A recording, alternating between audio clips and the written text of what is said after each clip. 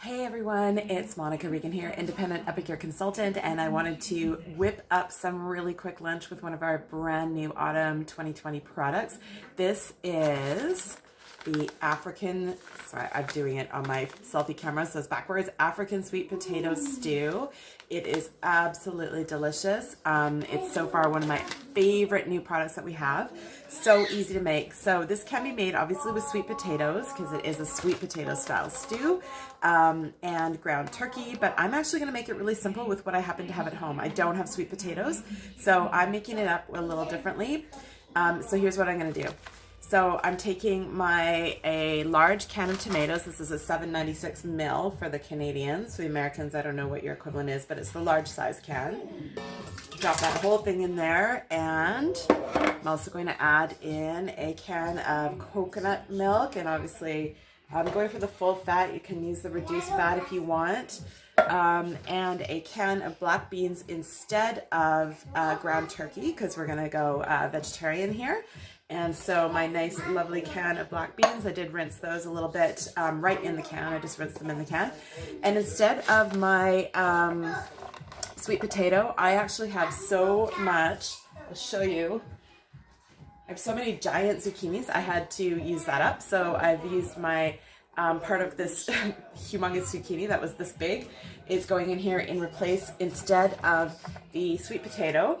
Now sweet potato obviously has a little bit of a flavor to it, so it would change the flavor slightly, but I have done this before, not with a zucchini, but with a butternut squash, and it was fantastic. And I had a butternut squash in my garden that day. Today I've got the zucchini to use up. I'm going to throw in the sweet potato, or sorry, the African sweet potato stew seasoning here. A cup of water. I could make this into some broth as well to add a little extra flavor, but this is so good, it really doesn't need it. I am simply going to stir that up, let it start cooking, and I can show you here in our multi-purpose pot, it's almost full, so that's about 10 cups of stew right there that I'm going to be making. So I'm going to let that boil, and I'll show you what it looks like when it's done. Okay, so I'm back. As you can see, it's like steaming up here. It's bubbling like crazy.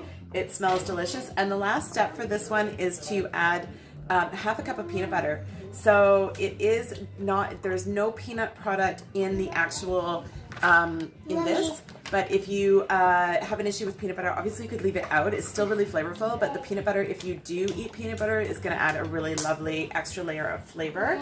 So just scoop that in right into the stew and let it just melt and emulsify in there, and then it's ready to serve, and that is it. So really, can of coconut milk, can of beans, can of tomatoes, some water, some peanut butter, and your veg, and in my case I use zucchini. I've used butternut squash before, as I said, and that's lunch done. So quick and easy, or dinner for that matter. Happens to be lunch for us today. All right everyone, have an amazing day.